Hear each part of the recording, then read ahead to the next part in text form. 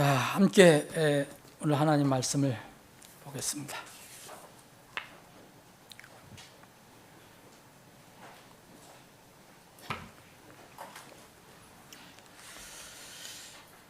신약성경 누가복음 17장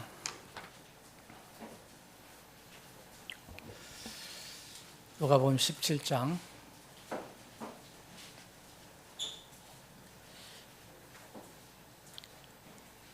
20절로부터 30절까지 읽겠습니다. 끝까지 20절부터 끝까지 봐야 되는데 30절까지만 읽겠습니다. 제가 가지고 있는 성경을 그대로 읽겠습니다. 그때 바리새인들이 그분께 하나님의 왕국이 언제 임하겠는지 다그쳐 물으니 그분께서 그들에게 응답하여 이르시되 하나님의 왕국은 볼 수 있게 임하지 아니하고 또 그들이 이르기를 보라 여기 있다 또는 보라 저기 있다 하지도 못하리니 보라 이는 하나님의 왕국은 너희들 안에 있기 때문이라 하시더라.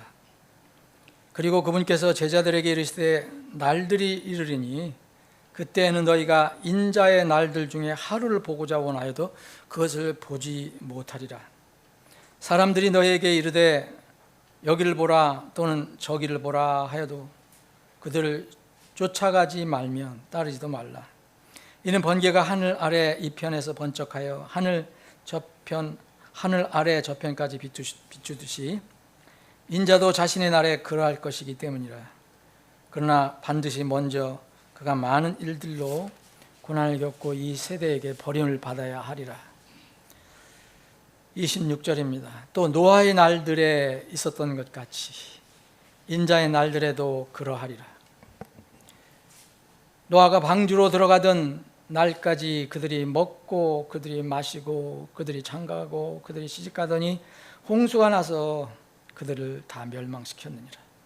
또 마찬가지로 롯의 날들에도 그와 같았으니 그들이 먹고 그들이 마시며 그들이 사고 그들이 팔며 그들이 심고 그들이 건축하였으나 롯이 소돔에서 나가던 바로 그날에 하늘로부터 불과 유황이 비오듯 내려 그들을 모두 멸망시켰느니라. 그러므로 인자가 나타난 날에도 그와 같으리라. 아멘. 아버지 하나님, 오늘 저희들에게 복된 주일 허락 주셔서 감사합니다. 이 마지막 날에 저희들이 살아가는 것 자체, 매일매일 살아가는 것 자체가 하나님의 은혜이요 기적임을 고백합니다. 오늘 복된 주일 하나님 집에 모여서 또 여전히 우리가 구원받은 기쁨과 감격 감사로 주님을 찬양하고 경배할 수 있게 해주신 것 참으로 감사하고 감사합니다. 주님, 그러나 우리가 사는 이 날이 언제까지 지속될지 아무도 알 수가 없습니다. 오늘 주님께서 우리에게 주신 이 말씀대로 참으로 하나님의 말씀을 더 굳게 바라보고 그 말씀을 따라 사는 삶이 되기를 소망합니다. 우리에게 그런 믿음을 주시고 그런 소망으로 살아가게 해 주옵소서. 오늘 주신 말씀을 깨닫고 이해하고 아는 데는 성령 하나님의 도우심이 필요합니다.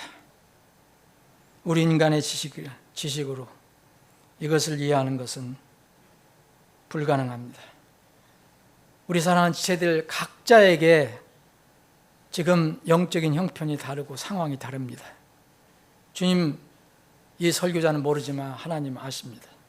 이 말씀을 통해서 우리 사랑하는 지체들 각자에게 필요한 영의 양식이 되게 해 주옵소서.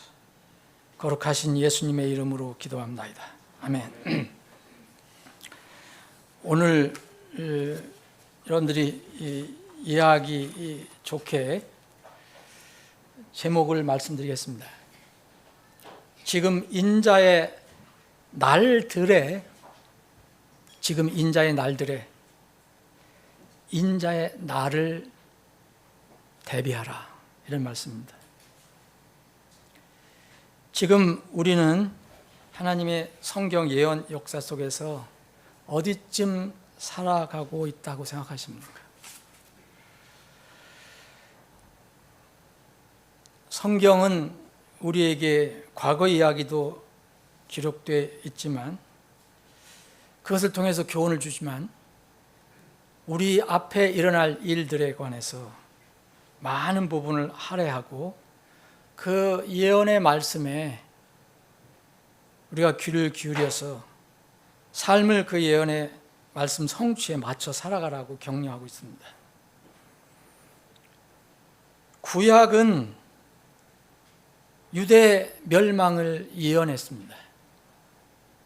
그리고 흩어짐과 또 그 흩어졌던 민족들이 다시 본토로 회복될 것이라는 것을 예언해 놨습니다.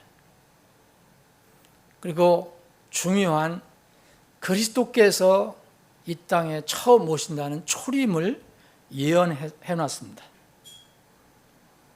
신약에 와서는 구약의 예언이었던 주님의 초림은 이미 성취되었습니다. 십자가 대속사역을 마치고 부활승천하시면서 약속하신 내가 다시 오리라 떠나시기 전에 그런 말씀하셨는데, 그리고 떠나시고 나서 부활승천하신 주님께서 교회에게 내가 다시 가리라, 내가 속히 가리라 라고 또 하늘에서 말씀해 주셨습니다. 그래서 신약에서는 주님의 재림이 가장 큰 예언입니다. 유대민족에 관한 예언은 많은 부분 성취되고 또 앞으로 성취될 부분이 있습니다. 말씀드린 대로 멸망은 이제 이루어졌습니다. 흩어짐도 이루어졌었습니다. 그런데 다시 본토로 돌아온다고 하는 이 예언도 이제 성취되었습니다. AD 70년에 예루살렘이 멸망했고 그것을 끝으로 유대민족은 이제 세계 곳곳으로 흩어졌습니다. 그런데 놀랍게도 이 하나님의 말씀, 다시 너희들이 본토로 돌아오리라 하는 그 말씀은 약 2000년 동안 아무 소식이 없다가 거의 2000년, 정확히 말하면 한 1900년 좀 넘는 기간 동안에 조용히 있다가 20세기 중반 들어와서 1948년 5월 14일 이스라엘이 옛 가나안 땅에 새롭게 이스라엘로 다시 탄생했습니다. 이것은 우리가 보는 역사입니다. 믿지 않는 사람들도 다 인정하는 역사입니다. 하나님의 말씀이 성취되었습니다. 아직도 돌아가는 사람들이 있지만 놀라운 성취입니다. 이것은 인류 역사에서 유례를 찾을 수 없는 기적입니다. 어떤 민족이든 어떤 나라든 멸망 후 건 2000년 후에 다시 옛 언어와 옛 문화와 옛 생활 방식을 그대로 다시 유지 보존해서 회복한 민족이나 나라는 없었습니다. 이스라엘만 유일합니다. 이것은 하나님께서 약속하신 예언하신 말씀이 아니고서는 불가능한 일입니다. 하나님의 손이 하신 일입니다. 성경에서 말하는 예언은 시간, 장소, 환경, 사람들이 어떻게 생각하든 그 아무 상관없이 하나님의 정확한 때가 되면 반드시 성취됩니다. 지금 우리가 살고 있는 21세기, 정확히 말하면 벌써 2025년도 반이 지났습니다. 우리 6월 마지막 주일입니다. 2025년 6월 29일 마지막 주일에 우리 앞을 바라보면 아직도 미래형으로 남아있는 예언들이 많이 있습니다. 그때 예수님께서 제자들에게 마지막 때에 관한 말씀을 해 주셨을 때 궁금해하던 제자들이 그럼 주님께서 오시는 때에 어떤 사인이 있습니까? 그럼 세상 끝이라면 그게 어떤 표적이 있습니까? 라고 제자들에게 물었습니다. 그것을 답해 주신 것이 소위 이야기하면 종말장이라고 하는 것, 공관복음에 다 기록이 되어 있습니다. 주님의 지상 재림 전에 이 땅에서 일어날 사건들은 모두 이스라엘과 관련되어 있습니다. 주님께서 말씀하신 영적 기만, 영적인 속임수, 많은 사람들이 영적으로 속을 것이다. 또 속는 사람 나타날 것이다. 그리고 전쟁들과 전쟁의 소문, 민족과 민족, 왕국과 왕국 사이의 갈등, 그리고 자연적인 재해, 기근, 역병, 지진, 이런 것들을 말씀하시면서 이것이 고통의 시작이라고 하셨습니다. 또 중요한 정치적인 현상은 전 세계적으로 엔티세미티즘, 반유대주의가 이제 크게 일어날 것이다라고 말씀해 주셨습니다. 그 예언이 지금 이루어져 가고 있습니다. 전 세계적으로 반유대주의가 극성을 부리고 있습니다.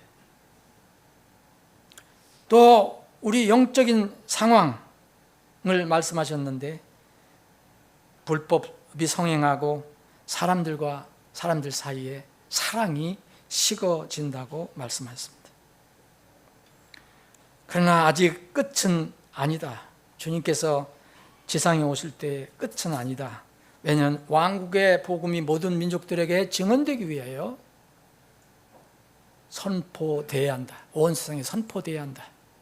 그때 끝이 오리라고 말씀하셨습니다. 이것을 더 세부적으로 말씀드리면 적그리스도가 출현할 것이고 이미 나와 있는지도 모르죠. 드러내질 않아서 그렇지. 이스라엘에는 어떠한 물리적인 평화 조약이 이루어질 것이고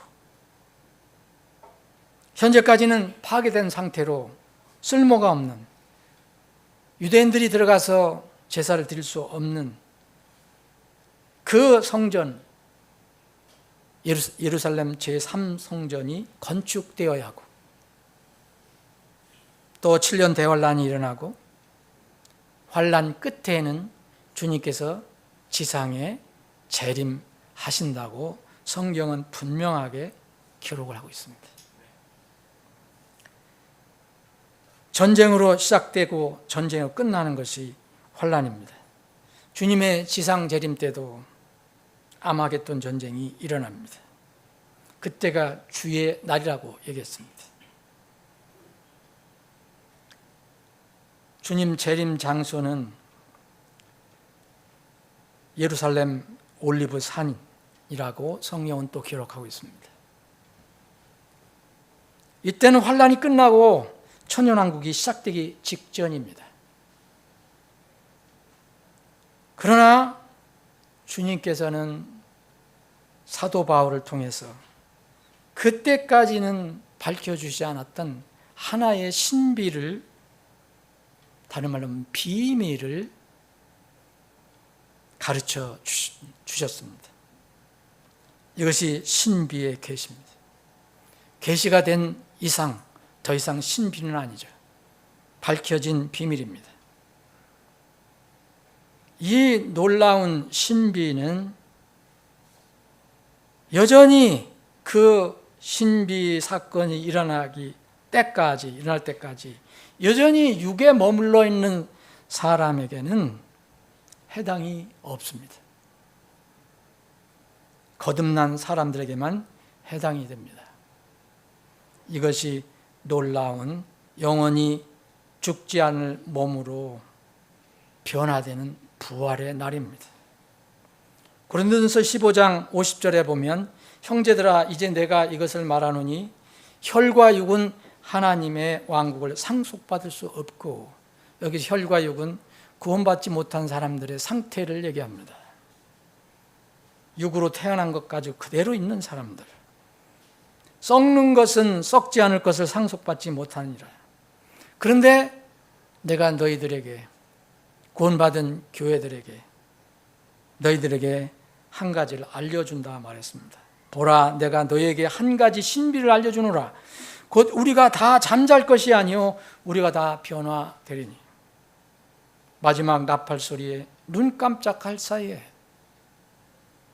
순식간에 변화되리니, 이런 나팔 소리가 나고 죽은 자들이 썩지 않을 것으로 일으켜지고 우리가 변화될 것이기 때문이라. 예루살렘 땅에 오시는 주님의 지상재림은 구약시대부터 밝혀진 계시입니다. 비밀입니다. 그러나 이것은 아직 성취되지 않았습니다. 그러나 조금 전에 우리가 읽어본 이 사건은 흔히 휴거라고 하는 사건입니다. 공중 들림 사건입니다. 예수님께서 구원받은 자들을, 구원받은 성도들을 공중으로 끌어올리시는 사건입니다. 이 사건은 신약에서 새롭게 제시된, 밝혀진 계시입니다. 주님 지상 재림 전에 무덤에 묻힌 성도들과 하나님의 나팔 소리가 날 때 몸이 살아있는 성도들이 함께 공중으로 끌어올려져서 주님을 만나는 사건입니다. 이 사건이 보통 사건이 아닌데 우리는 이거를 너무 많이 들어서 그런지 감각이 없습니다. 세상에서 어떤 좋은 일이 있거나 여러분들이 기쁜 일이 있으면 그거를 굉장히 기뻐하고 좋아하는데, 그것과 비교할 수도 없는 이 놀라운 사건을 들을 때도 우리는 요새 별로 흥분하지 않습니다. 주님의 다시 오심은 환난과 밀접하게 연결이 되어 있습니다. 또 이 환난은 공중 들림, 곧 휴거와 연결이 되어 있습니다. 그런데 이 환난과 휴거에 대해서 지금 세상 사람들은 서로 일치하지 않은 주장을 하고 있습니다. 세상 사람들은 모를 거고 성경을 믿는 사람들, 신학자든 성경학자든 설교자든 서로 환난과 휴거에 대해서 서로 일치하지 않는 주장을 하고 있습니다. 예수님께서 분명히 환난이 있다고 말씀하셨는데, 역사적인 환난이 있다고 말씀하셨는데, 주님께서 7년 환난 전에, 환난이 시작되기 전에 오실 것이냐, 아니면 우리 성도들도 다 지상에서 이런 환난을 겪은 뒤에 끝 무렵에 주님께서 지상 재림하시기 전에 잠깐 끌어올리시는 것이냐, 환난을 다 받고 난 후에. 또 어떤 사람들은 그것도 아니고 저것도 아니고 중간쯤에 주님의 공중 재림과 지상 재림 사이에 약 3년 반의 간격이 있다고 주장하는 사람들도 있습니다. 우리가 어떻게 믿든 간에 분명한 것은 주님께서 승천하시기 전에 제자들에게 내가 다시 오니 깨어서 기도하고 준비하라고 하셨습니다.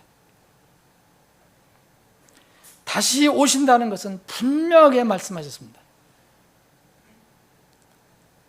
그런데 땅으로 오시는 것도 분명한데, 지상 재림, 땅에 오실 때, 이스라엘 감람산으로 오실 때, 올리브산으로 오실 때, 그 지상 재림,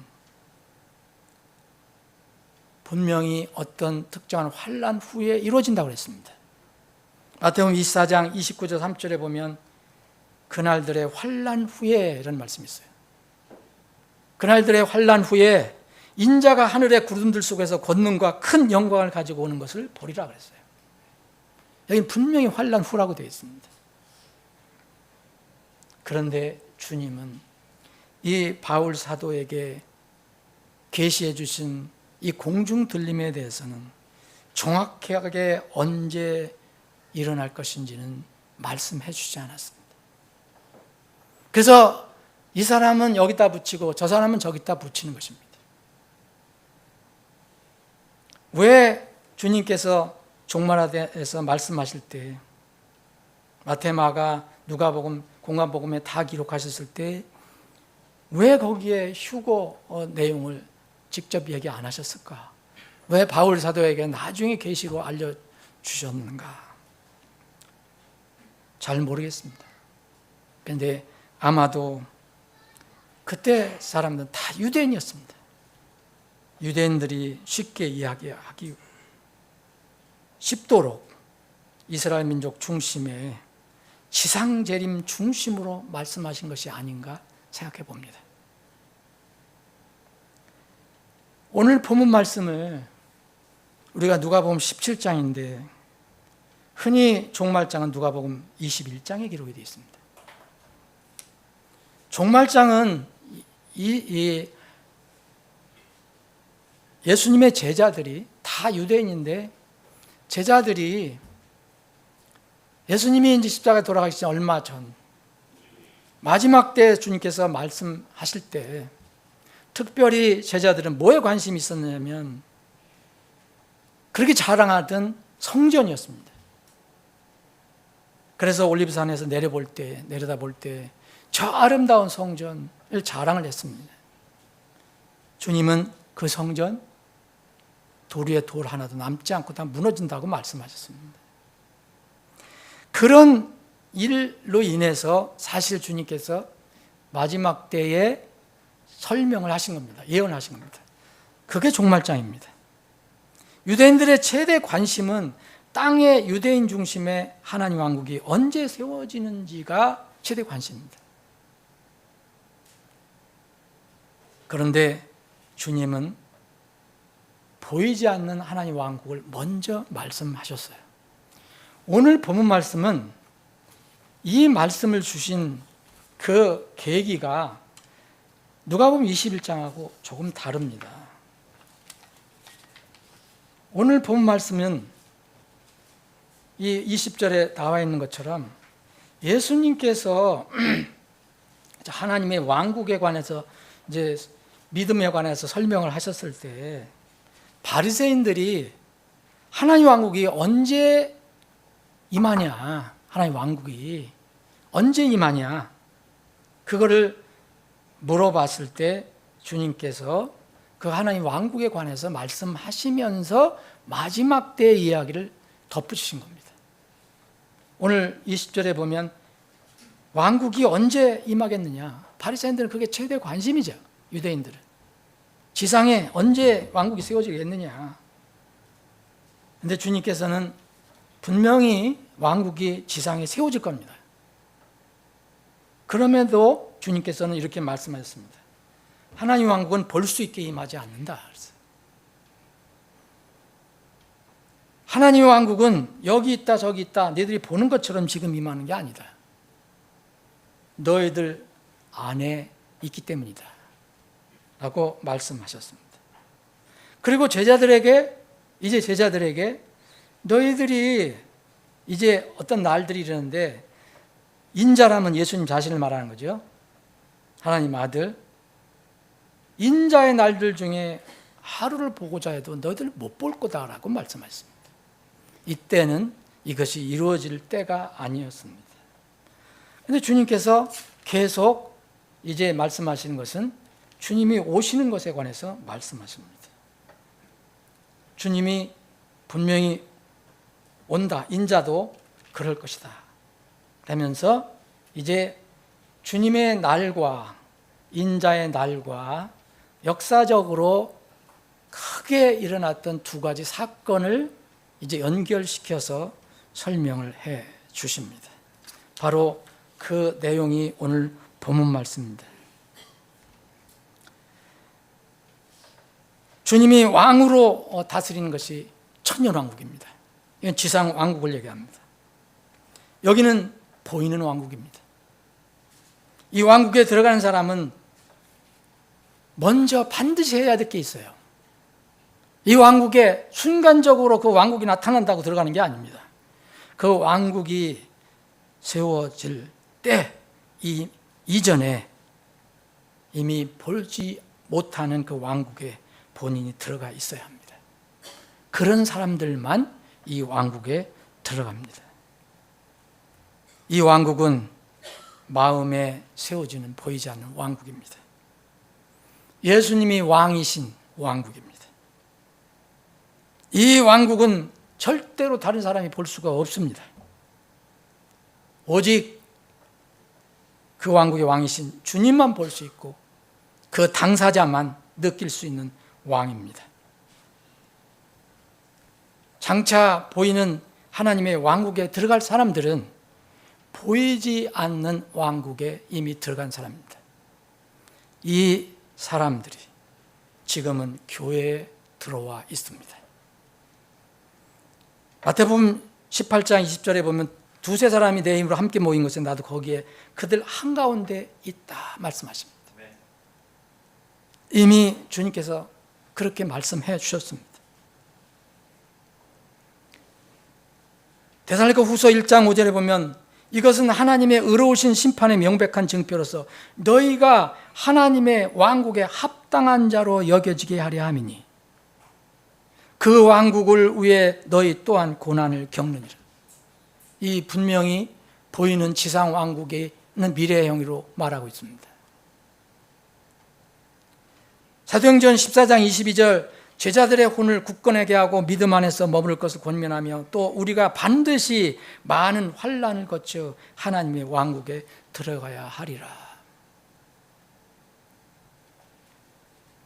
니고데모와 예수님이 어느 날 밤에 만났습니다. 이 문제는 하나님의 왕국 문제였습니다.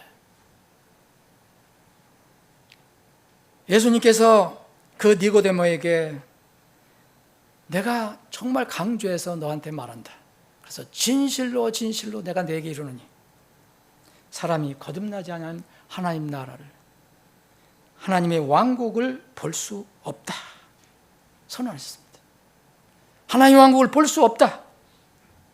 그러니까 니고데모는 참 좋은 사람이었지만 아직 거듭나지 못한 유대인 관원이었 이 지도자였던 니고데모는 예수님께 사람이 늙었는데 나는 늙었는데 어떻게 다시 태어날 수 있습니까? 내가 어머니 뱃속에 들어갔다가 다시 태어나란 말씀입니까? 이런 투로 질문을 했습니다. 그때 예수님께서 말씀하십니다. 정말 중요하게 내가 너에게 말한다. 그래서 진실로 진실로 내가 네게 이르노니 사람이 물과 성령에서 나지 아니하면 그는 하나님 왕국에 들어갈 수 없느니라. 그래서 거듭남을 분명히 얘기합니다. 다시 태어나지 않으면 이 나라는 들어갈 수가 없습니다. 혈과 육은 결코 그 나라를 들어갈 수가 없습니다. 혈과 육은 휴거하고 상관이 없습니다. 예수님은 다시 오시기 직전 세상에 역사적인 큰 사건을 빗대서 설명해 주셨습니다. 그 사건은 오늘 본문 말씀에 있는 것처럼 여러분들이 잘 아시는 이 성경에 잘 기록된 큰 사건 두 개입니다. 이 사건에서 강조하는 것은 심판을 받고 멸망한 사람들의 모습을 강조해서 기록했다는 겁니다. 구원받은 사람을 이야기한 게 아닙니다. 멸망받은 사람들의 모습을 알려줬습니다. 사실 이걸 보면 정신이 번쩍 나야 합니다. 첫 번째, 오늘 27절에 보면 노아의 날들이 나옵니다. 26절, 27절. 노아의 날들이 나오는데 이건 창세기 6장에 기록이 되어 있습니다. 6장, 7장.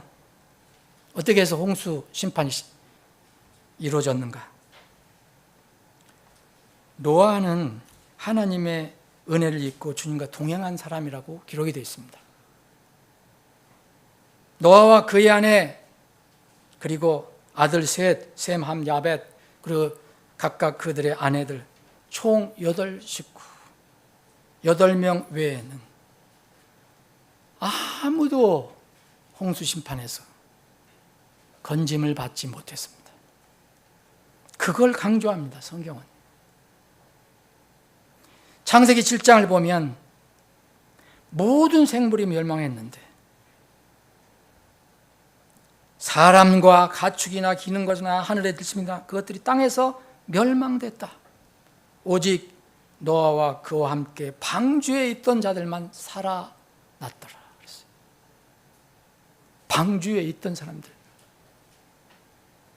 이것을 베드로 사도는 베드로전서 3장 20절에 구원받은 8혼이라고 기록이 됐고, 이 8혼 외에는 모두 멸망받았는데 이 사람들을 어떻게 설명했냐?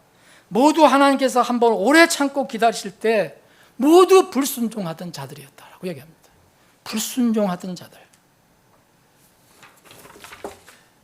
이 홍수 심판 때 살던 사람들의 특성을 성경은 말합니다. 먹고 마시고 장가가고 시집가고. 여러분, 이것이 잘못된 것입니까? 이건 잘못된 거 아닙니다. 하나님께서 다 허락하신 겁니다. 그런데 문제가 있습니다. 이때 사람들은 노아가 그렇게 경고를 해줬는데도 100년 이상 그 방주를 지었음에도 그걸 바라본 사람들, 그 사람들이 그 경고에도 매일매일 아무 일도 없었던 것처럼 일상생활을 했다는 뜻입니다. 먹고 마시고 절대 잘못된 거 아닙니다. 장가가고 시집가는 거 절대 잘못된 거 아닙니다. 근데 잘못된 게 뭡니까? 먹고 마시다 장가가고 시집가다. 중요한 게 있습니다. 하나님 말씀에 귀를 기울이라는 겁니다. 또 큰 사건이 기록이 되어 있습니다. 그것이 롯의 날입니다. 28절에 마찬가지로 롯의 날들에도 그와 같았다 하면서, 롯은 여러분 같은 시대에 경건하게 산 아브라함의 조카입니다. 그런데 왜 아브라함의 날이라고 하지 않았을까요? 불로 멸망받은 소돔에서 롯이 살았기 때문에 이것을 롯의 날이라고 얘기합니다. 이때 삶, 이때에 어떻게 살았는가? 소돔과 고모라 안에서 살던 사람들, 먹고 마시고 잘못된 거 아닙니다. 사고 팔고 잘못된 거 아닙니다. 심고 건축하고 이것도 잘못된 거 아닙니다. 문제는 뭐였습니까? 그 사람들은 매일매일 아무 일이 없었던 것처럼 이런 것이 영원히 계속된다고 생각하고 죄악 속에서 하나님을 무시하고 살았던 것이 잘못된 겁니다. 이 롯의 날이라는 것은 3복음서에서, 공관복음에서 누가만 기록을 합니다. 누가는 이방인입니다. 노아의 날들의 특징에서, 우리가 살펴본 노아의 날들의 특징에서 뭐가 빠지고 더한 것이 있습니다. 장가가고 시집가는 것이 빠졌습니다. 대신 먹고 마시고에 더해서 사람은 기본적으로 이건 있어야 됩니다. 사고 팔고 심고 건축하는 것이 추가됐습니다. 장가 시집가는 것이 왜 빠졌을까? 주님께서 설명하지 않으셨습니다. 근데 분명히 주님께서 하신 말씀은 뜻없이 하시는 말씀이 전혀 없습니다. 우리가 모르는 것뿐입니다. 소돔과 고모라는 성적으로 타락한 곳이었습니다. 특히 이 시대같이 성의 윤리와 도덕이 무너진 그런 장소였습니다. 노아의 날들의 죄와 불법, 부패, 그리고 넘치는 폭력은 물의 홍수로 심판하시기로 했습니다. 당시 한 번도 비가 온 적이 없었어요. 비가 무엇인지도 몰랐습니다. 그러므로 비가 와서 땅을 심판한다는 하나님 말씀을 도저히 그들은 믿을 수가 없었어요. 그래서 조롱했습니다. 받아들이지 않았어요.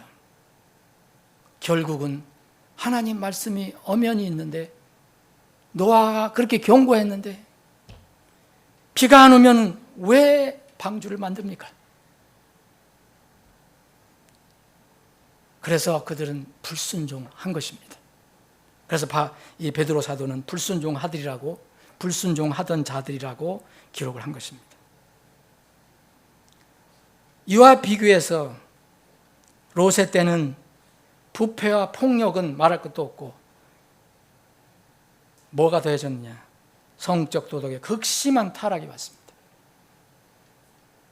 노소 불문, 여러분 창세기 19장을 읽어보시면 그 소돔과 고모라를 멸망하려고 이제 천사들이 내려왔는데, 이 천사들하고도, 남자로 나타난 이 천사들하고 이 소돔과 고모라에 있는 사람들은 어린애든 어른이든 노소 불문하고 관계를 맺겠다고 난리였습니다. 성경 읽어보십시오. 이게 그때 특성이었어요. 노소 불문 동성애가 만연했던 때입니다. 천사들 남자로 나타났습니다. 여기도 어린아이든 젊은 아이든 노인이든 전부 남자예요. 여러분, 동성애가 합법화되면 더 이상 전통적 결혼은 필요가 없어집니다. 이 정부가 지금 이것을 통과시키려고 하잖아요. 현재 이런 현상이 전 세계적으로 확산되고 있지 않습니까? 대신 여러분 놀랍습니다.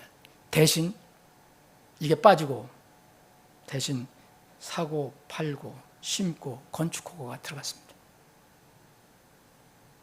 이 시대의 특징 중에 하나 뭔지 아시죠? 비즈니스입니다. 돈입니다.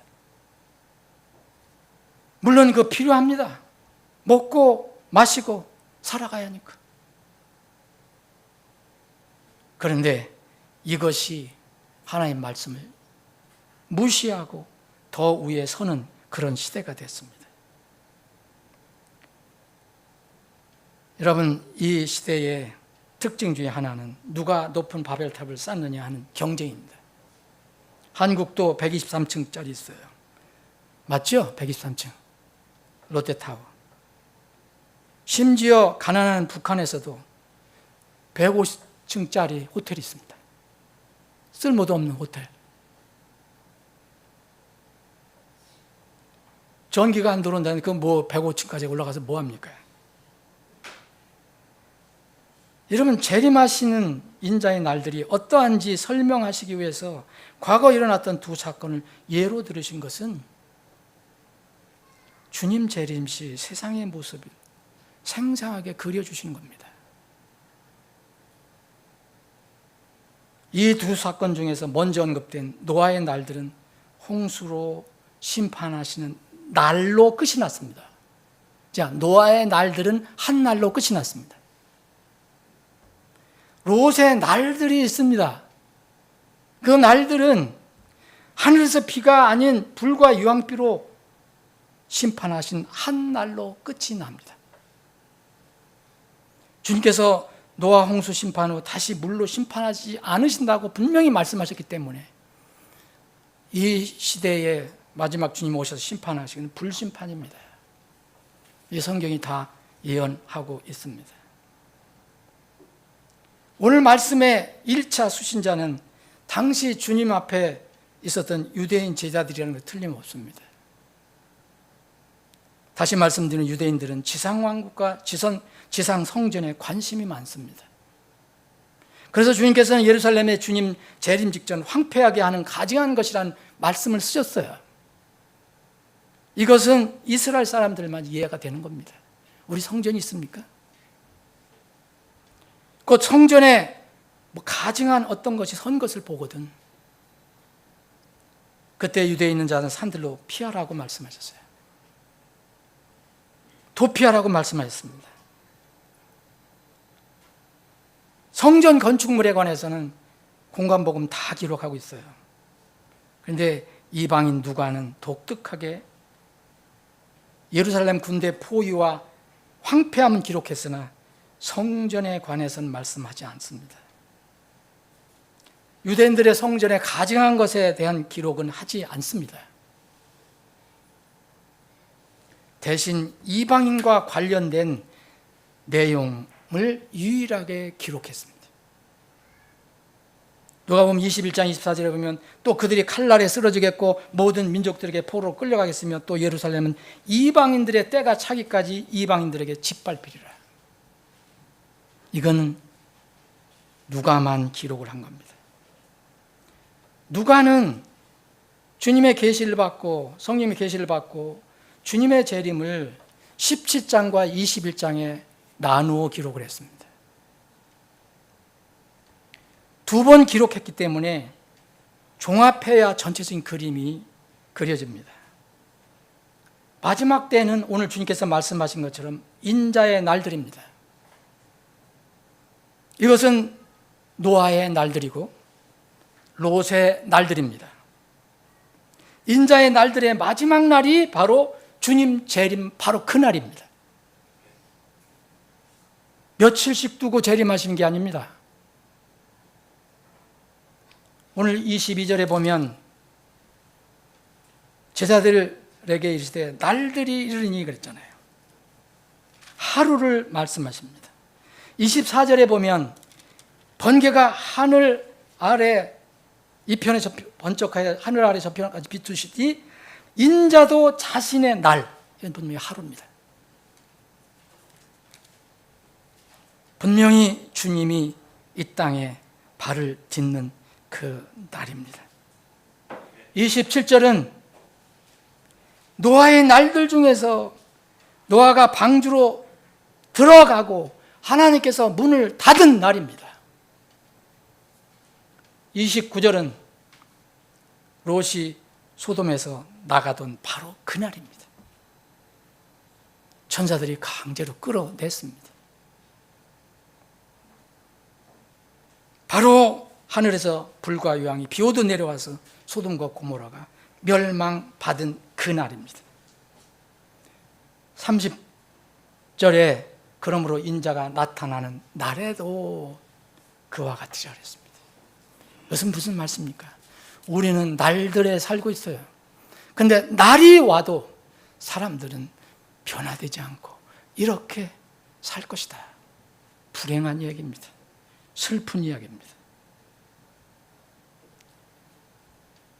주님은 유대인을 포함해서 모든 사람에게 주어진 명령에 순종하든지 불순종하든지에 따라 운명이 결정될 것임을 오늘 말씀하고 계십니다. 31절, 33절도 그겁니다. 여기서 구원하고자 하는 생명은 육신의 생명입니다. 마지막까지 육신의 생명만 생각하는 사람들이 있습니다. 영적인 생명을 생각하지 않는 사람, 뭔가 하나라도 건지려고 물질적으로, 그래서 그렇게 하지 말아라고 말합니다. 영원한 생명을 그 사람들은 잃습니다. 또 영적인 생명을, 영원한 생명을 위해서 자기 육신의 것을 잃어버리는 사람들, 육신보다는 내가 영원한 것을 택하겠다 하는 사람은 영원한 생명을 보존하게 될 것이라고 말했습니다. 그리고 나서 두 길로 마지막에 그 날이 왔을 때, 그 날입니다. 그 날들에는 이 상황을 알 수가 없습니다. 그 날이 왔을 때 두 길로 갈라지는 운명을 주님께서 기록해 놓으셨습니다. 마태복음과 누가복음에만 기록되어 있는데, 마태복음에는 두 사람이 들에 있는 것과 두 여자가 맷돌을 갈고 있는 다가 갈라지는 내용만 나오고, 누가복음에는 하나가 더 추가됐습니다. 34절, 그 밤에 한 침상에 두 남자가, 두 사람이 누워있는데 하나는 데려가고 다른 하나는 남겨진다는 거예요. 이건 분명히 밤을 이야기합니다.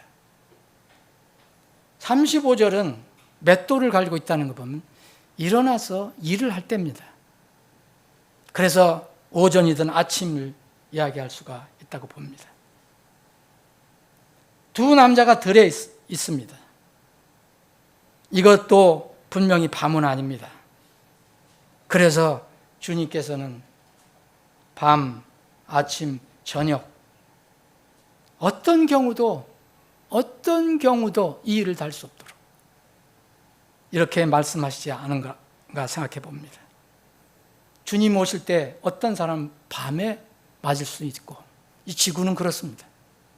어떤 사람은 아침에 주님을 맞을 수 있고, 어떤 사람은 저녁에 주님을 맞을 수 있을 것입니다. 그러나 분명한 것, 그 날이 오면 이렇게 갈라집니다.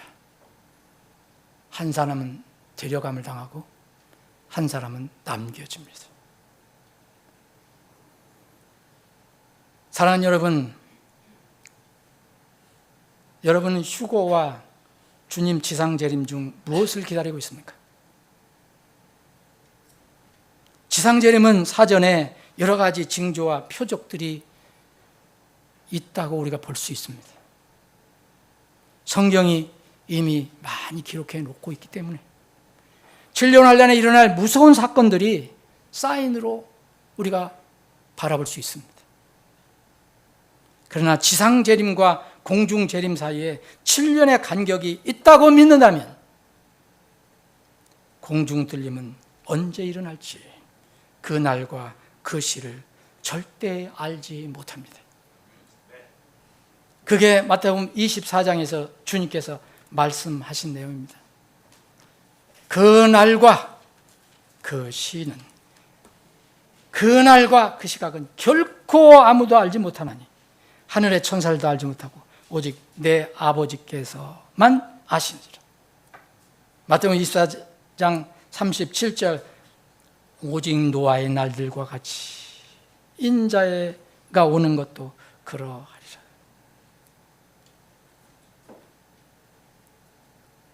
그러면 주님께서 설명하신 노아의 날들과 롯의 날들은 휴거와 지상 재림 중에 어느 사건과 관련이 있다고 생각하십니까?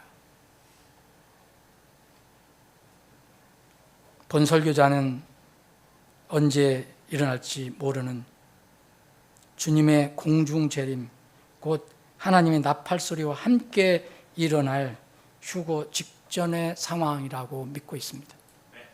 여러분 동의 안 하셔도 상관없습니다. 이유가 있습니다. 특히 롯의 날들의 특징이 사고 팔고 심고 건축하는 것입니다. 자유스러운 비즈니스, 경제, 자유스러운 거래가 활발한 것을 우리가 볼 수가 있습니다. 그런데 이 상황은 언제 끝날지 모릅니다. 이 상황은 환란 시대의 상황과는 전혀 맞지 않습니다. 환란 시대에는 이미 경제가 사회주의 체제로 돌아갑니다. 공산주의 체제로 경제 체제가 바뀝니다. 성경은 예언해 놓고 있습니다. 요한계시록 13장에 나와 있는 그 예언은, 이른바 666 예언은 이렇게 되어 있습니다. 또 그 표나 그 짐승의 이름이나 그의 이름에 수를 가진 자 외에는 아무도 사거나 팔지 못하게 하더라. 분명히 표를 받지 않은 사람은, 666표, 짐승의 이름을 가지고 있지 않은 사람은 아무도 사거나 팔지 못하게 됐다고 됐습니다. 그런데 주님은 마지막 인자가 나타난 날도 여전히 그들은 사고 팔고 심고 건축한다고 그랬습니다. 판단은 여러분들이 하십시오. 하나님 말씀은 강요하는 게 아닙니다. 그래서 주님께서는 우리 보고 마지막 날에 일어날 일들을, 이 무서운 일들을 피하기 위해서 깨어서 기도하고 준비하고 대비하라고 말씀하신 겁니다.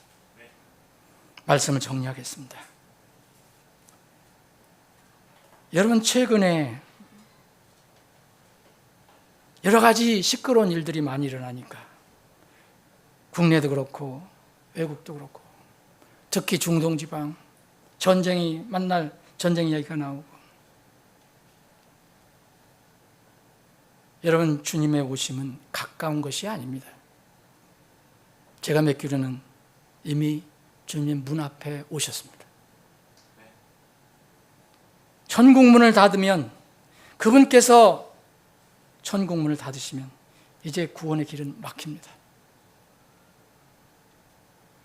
그래서 가장 중요한 질문, 나는 하나님의 왕국 시민이 되었는가 묻는 것입니다.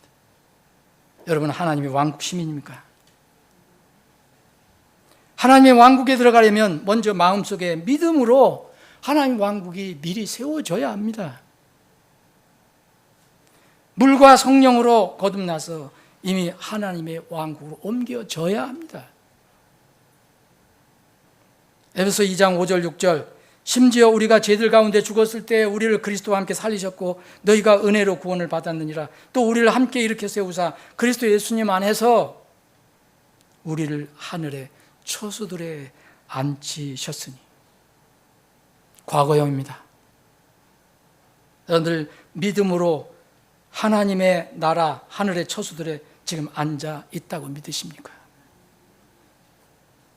골로새서 1장 13절 14절, 그분께서 우리를 어둠의 권능에서 건져내시고 자신의 사랑하는 아들의 왕국으로 옮기셨으니. 미래형 아닙니다. 옮기셨다고 말합니다.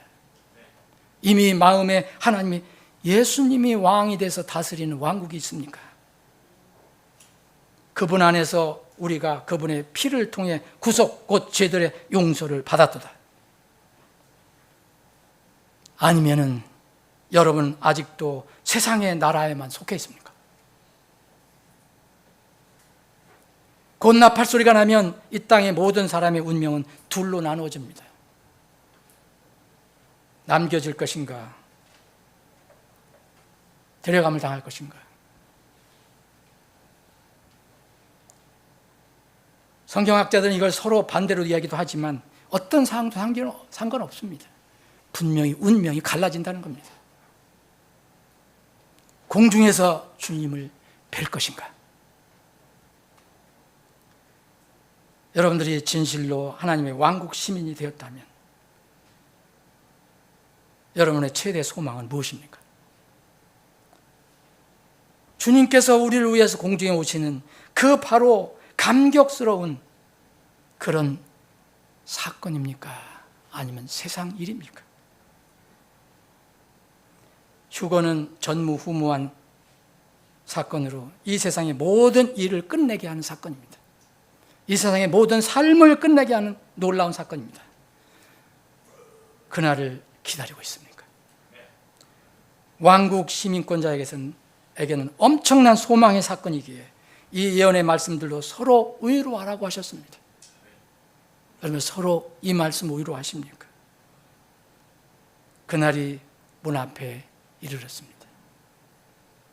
그 날짜, 시간은 알 수 없지만 분명히 주님이 문 앞에 오셨습니다. 그렇다면 우리는 어떻게 살아야 합니까? 나에게 주어진 한정된 삶, 이것은 주의 일을 넘치게 하는 일에 우리가 사용하라고 주님께서는 우리에게 권면하십니다. 고린도전서 15장 한 절 읽고 말씀 마치겠습니다. 고린도전서 15장 51절입니다. 보라, 내가 너에게 한 가지 신비를 알려주노라. 곧 우리가 다 잠잘 것이 아니요 우리가 다 변화되리니. 마지막 나팔 소리에 눈 깜짝할 사이에 순식간에 변화되리니. 이는 나팔 소리가 나고 죽은 자들이 썩지 아니할 것으로 일으켜지고 우리가 변화될 것이기 때문이라. 58절입니다.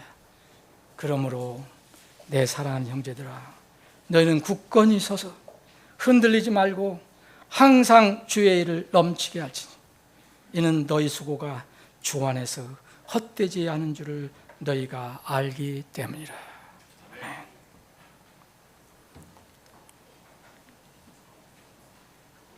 기도하겠습니다. 오늘 여러분 시간이 좀 걸려도 기도하는 시간을 갖는 것이 어떻겠습니까? 우리 자신의 구원에 대해서 적당히 넘어가면 안 됩니다. 정말 살펴봐야 합니다. 정말 내 안에 주님의 왕국이 세워져 있는가? 이미 하늘의 처소들에 앉혀져 있는가? 하나님의 아들 그리스도의 왕국에 내가 옮겨져 있는가? 분명한 믿음이 있기를 소망합니다. 그래야만 나팔 소리 날 때를 기다리며 고대하며 살 수 있습니다. 그것이 없는 사람들은 매우 위험한 삶을 사는 겁니다. 여러분들 한번 살펴보시기 바랍니다. 여러분 진정 하나님의 왕국 시민이 됐다면 여러분들은 어떻게 살고 있습니까? 땅에 있는 소소한 그 일들 때문에 이리 썩고 저리 썩고 이리 움직이고 저리 움직이고 그렇게 살고 있지 않습니까? 이런 날을 볼수록 더 굳건히 서서 흔들리지 말고 항상 주의 일을 넘치게 하라고 우리에게 권면하고 있습니다. 여러분들의 도움과 사랑을 기다리는 주변 혼들이 많습니다. 그들에게 하나님의 사랑을 전하십시오. 그리고 여러분들 자신을 그리스도의 심판석에 서서 주님께 회개 보고하는 날을 그려보십시오. 바로 그날이 문 앞에 이르렀습니다. 아버지 하나님, 오늘 말씀을 듣는 혼들 중에서 인터넷이나 다른 방법을 통해서 듣는 혼들 중에서라도 아직 자기 마음에 하나님의 왕국이 세워지지 않은 사람들이 있다면 주님께서 긍휼히 여겨주시고 오늘 이 말씀을 통해서 다시 한번 자기를 돌아보고 주님 앞에 무릎을 꿇는 참으로 복된 시간이 되게 해 주옵소서. 저들을 건져주시고 구원해 주옵소서. 우리를 구원해 주신 것 감사합니다. 니고데모처럼 아무것도 몰랐던 우리를 긍휼히 여겨 주셔서 다시 태어나게 해주셔서 하나님 자녀가 되게 해주시고 또 이제는 영원한 소망을 갖고 살게 해준 것 감사합니다. 주님이 오실 날 아무도 알 수 없지만 그날이 분명히 가까이 왔으니 준비하라고 주님께서 그렇게 말씀하시는데 우리는 어떻게 살고 있는지 돌아보게 해 주옵소서.